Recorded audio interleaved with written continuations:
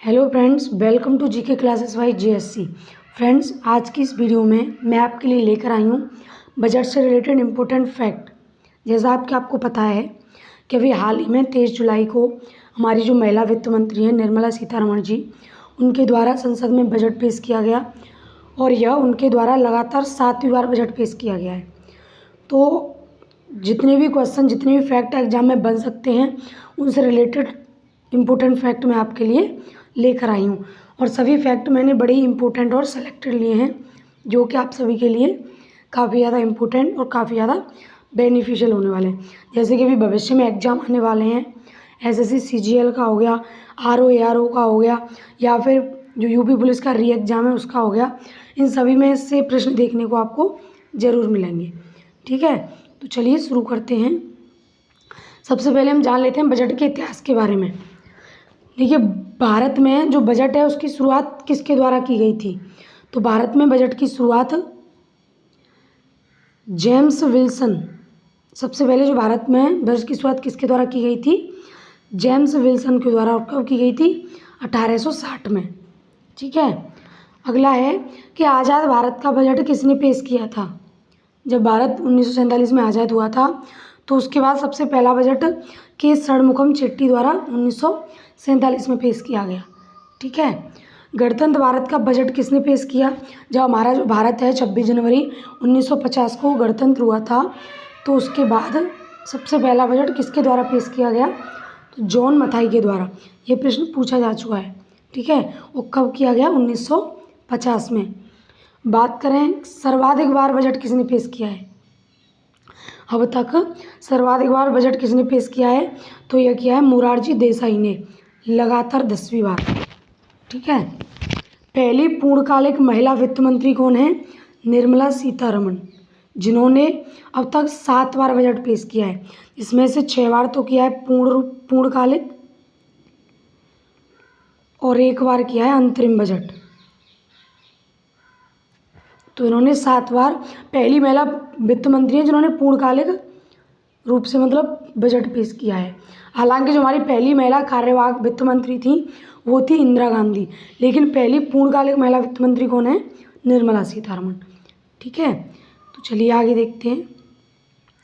देखिए, बात करें हमारे 2024-25 के बजट के बारे में कि 23 जुलाई 2024 को वित्त मंत्री निर्मला सीतारमण द्वारा कौन सी बार बजट पेश किया गया? तो कौन सी बार किया गया? 7वीं बार। इसमें से 6 पूर्णकालिक बजट और 1 अंतरिम बजट। ठीक है, बजट 2024-25 में कौन से 4 प्रमुख जातियों पर ध्यान दिया गया है? मतलब ऐसे कौन से 4 प्रमुख वर्ग हैं जिनके ऊपर बजट में ध्यान दिया गया है? तो युवा, महिला, गरीब और किसान, इन 4 वर्ग पर ज़्यादा ध्यान दिया गया है बजट में। ठीक है, बात करें कि बजट 2024-25 के मुख्य विषय कौन कौन से हैं? तो 2024-25 के मुख्य विषय कौन कौन से हैं?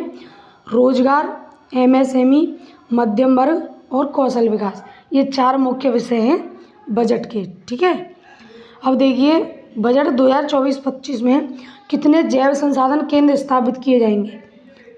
तो इसका सही उत्तर है 10,000 केंद्र। कितने केंद्र स्थापित किए जाएंगे? 10,000 केंद्र स्थापित किए जाएंगे। अब देखिए, जो हमारा जो बजट पेश हुआ है 2024-25 का, उसमें कुछ प्राथमिकताएं तय की गई हैं। तो बात करते हैं कि विकसित भारत के लिए बजट में कौन कौन सी और कितनी प्राथमिकताएं तय की गई हैं। तो कितनी प्राथमिकताएं तय की गई हैं? 9 प्राथमिकताएं। और वो है कौन कौन सी? कृषि में उत्पादकता और सहनशीलता, रोजगार और कौशल विकास, समावेशी मानव संसाधन विकास और सामाजिक न्याय, विनिर्माण और सेवाएं, शहरी विकास, ऊर्जा सुरक्षा, बुनियादी ढांचा, नवाचार, अनुसंधान और विकास, और अगली पीढ़ी के लिए सुधार। ये प्रमुख 9 प्राथमिकताएं तय की गई हैं बजट 2024-25 में। ठीक है, चलिए आगे बात करते हैं। देखिए, जो इस बजट में जो पीएम पैकेज है उसमें कुल कितनी योजनाएं शामिल हैं? तो पीएम पैकेज में कुल 5 योजनाएं शामिल हैं। और इन 5 योजनाएं जो शामिल की गई हैं, इनका उद्देश्य क्या है? मजदूरी और कौशल विकास, इसको ध्यान रखना है।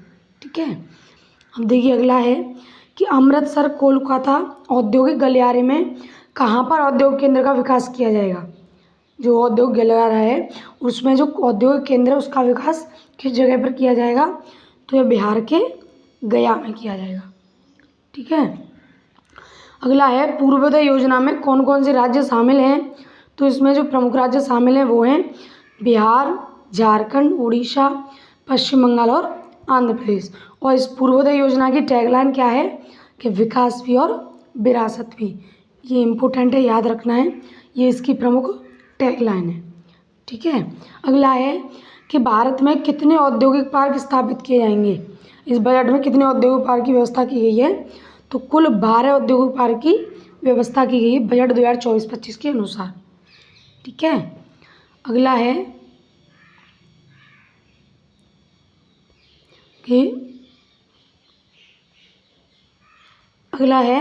कि 63,000 गांवों को कवर करते हुए आदिवासी समुदायों की सामाजिक आर्थिक स्थिति में सुधार करने के लिए कौन सा अभियान शुरू किया जाएगा। आदिवासी समुदाय की आर्थिक और सामाजिक स्थिति के सुधार के लिए तो कौन सा अभियान है, पीएम जनजातीय उन्नत ग्राम अभियान। ठीक है। ये पूछा जा सकता है कि पीएम जनजातीय उन्नत ग्राम अभियान किससे संबंधित है। तो आदिवासी समुदाय की सामाजिक और आर्थिक स्थिति में सुधार करने के लिए। ठीक है। अगला है कि पोलावरम सिंचाई योजना है उसका संबंध किस राज्य से है।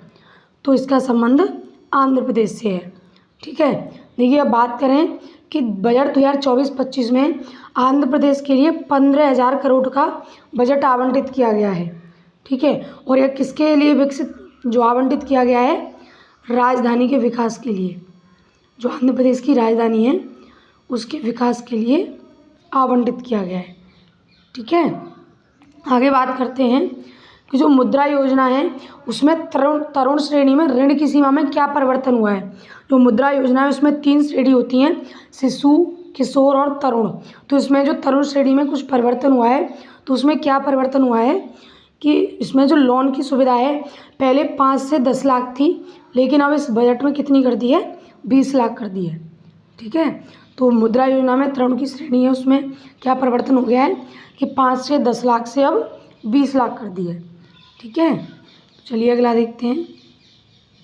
अगला है कि भारत में जो एमएसएमई क्षेत्र है, सूक्ष्म लघु एवं मध्यम उद्यमशीलता क्षेत्र है, उसमें खाद्य गुणवत्ता और सुरक्षा हेतु कितनी प्रयोगशालाएं स्थापित की जाएंगी। एमएसएमई में सुधार के लिए कितनी प्रयोगशालाएं स्थापित की जाएंगी। तो 100 प्रयोगशालाएं स्थापित की जाएंगी। ठीक है। और अगला है कि 30 लाख से अधिक जनसंख्या वाले कितने बड़े शहरों में ट्रांजिट उन्मुख विकास पर बल दिया जाएगा।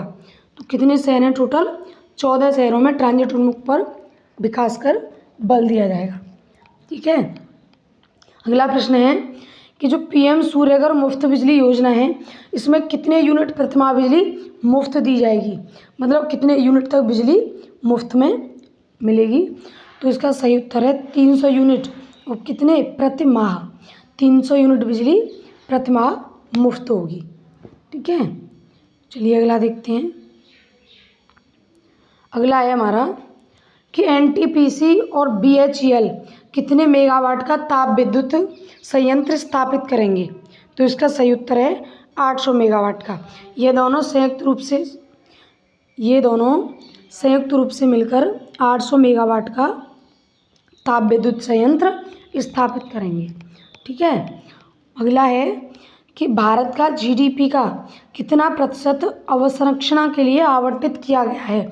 जो इंफ्रास्ट्रक्चर है जैसे कि स्कूल हो गए, हॉस्पिटल हो गए और जो पब्लिक सेक्टर की बिल्डिंग्स वगैरह, मतलब जिनसे सार्वजनिक सेवा के लिए ढांचे वगैरह अवसंरचना हो गई, उसके लिए भारत में जो जीडीपी का है उसका कितना प्रतिशत आवंटित किया गया है। तो इसका सही उत्तर है जीडीपी का 3.4%। कितना, 3.4%। बात करें रुपयों में तो ये है 11,11,111 करोड़ रुपए। कितना आवंटित किया गया है, 11,11,111 करोड़ रुपए। बात करें जीडीपी के रूप में तो 3.4%, जीडीपी का 3.4% इसमें आवंटित किया गया है। ठीक है। बात करें आगे कि कौन कौन से राज्य में बाढ़ प्रबंधन पर बल दिया जाएगा। कौन कौन से राज्य में बाढ़ प्रबंधन पर बल दिया जाएगा? तो इसका सही उत्तर है सिक्किम, असम और उत्तराखंड। इन 3 राज्यों में मुख्य रूप से जो बाढ़ का सकुशल प्रबंधन है उस पर बल दिया जाएगा। इस बजट में ये बात कही गई है। ठीक है। अगला है कि जो काशी विश्वनाथ मंदिर है कॉरिडोर है, उसकी तर्ज पर कौन से 2 नए कॉरिडोर स्थापित किए जाएंगे?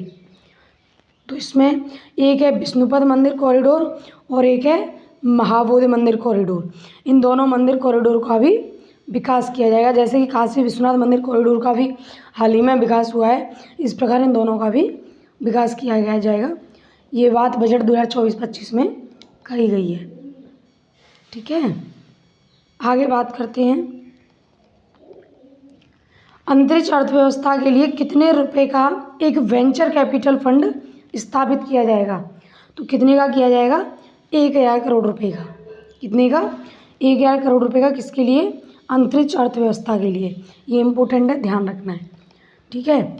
ये भूखंडी नहीं है, ये है भूखंडों। भूखंडों की पहचान के लिए क्या लॉन्च किया गया है? तो भू आधार। भू आधार को भूखंडों की पहचान के लिए लॉन्च किया गया है। ठीक है। अगला है, अवयस्कों के लिए एनपीएस हेतु माता पिता अभिभावकों द्वारा दिए गए अंशदान हेतु कौन सी योजना शुरू की गई है? तो कौन सी योजना शुरू की गई है? एनपीएस वात्सल्य योजना, ये शुरू की गई है। अगला है कि जो वित्त वर्ष 2024-25 है, इसके लिए राजकोषीय घाटा कितने प्रतिशत रहने का अनुमान है? तो कितने प्रतिशत रहने का अनुमान है? 4.9%। और बात करें अगले वित्त वर्ष की 2025-26 में, उसमें 4.5% राजकोषीय घाटा रहने का अनुमान है। ठीक है। चलिए आगे देखते हैं। आगे है कि वित्त वर्ष 2024 में भारत की विकास दर क्या रही? जो हमारा वित्त वर्ष पिछला निकल के गया है, उसमें ओवरऑल भारत की विकास दर के बारे में बात की जाए तो क्या रही? 8.2%, जो बड़ी ही मतलब पॉजिटिव है। ठीक है। आगे बात करें कि long term capital gain tax में कितने प्रतिशत बढ़ोतरी की गई है? तो कितने प्रतिशत की गई है? 12.5%। और पहले कितनी थी? 10%, मतलब 10 से 12.5 कर दी है। ठीक है। अगला है कि विदेशी कंपनियों में कॉर्पोरेट टैक्स की दर कितने प्रतिशत कम कर दी गई है? तो कितने प्रतिशत हो गई है अब कम होके? 35%। पहले कितनी थी? 40% और कम होके अब 35% कर दी गई है। ठीक है। अगला है, बजट 2024-25 में कितने प्रतिशत धन का व्यय ब्याज भुगतान में होता है?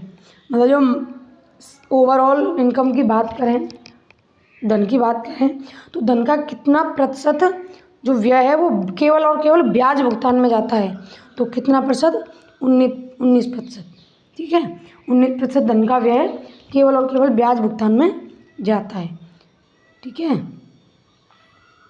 अगला है कि नए कर स्लैब के अनुसार कितनी राशि तक कर की दर शून्य है? तो कितनी है? 0 से 3 लाख तक। 0 से 3 लाख तक जो हमारी राशि है उस पर कोई इनकम टैक्स नहीं लगेगा। ठीक है। बात करें आगे कि बजट 2024-25 के अनुसार सर्वाधिक धन की प्राप्ति कहाँ से होती है? सर्वाधिक धन की प्राप्ति कहाँ से होती है? बाजार उधार। जो बाजार उधार है उससे 27% धन की प्राप्ति होती है, इनकम टैक्स से 19% होती है और जीएसटी से 18% होती है। तो ये ध्यान रखना है। बात करें अगला कि बजट 2024-25 में प्रमुख 3 मद कौन कौन सी हैं जहाँ सर्वाधिक धन व्यय होता है? तो इसमें रक्षा, ग्रामीण विकास और कृषि, ये 3 प्रमुख व्यय हैं जिन पर जो सर्वाधिक धन है वो व्यय होता है। ठीक है। कौन कौन सी हैं? रक्षा, ग्रामीण विकास और कृषि। देखिए, ये था बजट से रिलेटेड जितने भी इम्पोर्टेंट फैक्ट जो आपके आने वाले एग्जाम्स में बन सकते हैं और बड़े ही इम्पोर्टेंट हैं। ठीक है। ध्यान रखना है और वीडियो को पूरा देखना है। वीडियो का कंटेंट कैसा लगा कमेंट बॉक्स में फीडबैक ज़रूर दीजिएगा। धन्यवाद। हाँ, एक और बात करें कि इस वीडियो की जो PDF है आपको डिस्क्रिप्शन में इसकी लिंक दे दी जाएगी टेलीग्राम की, वहाँ पे जाके आप इसकी PDF प्राप्त कर सकते हैं। ठीक है। धन्यवाद।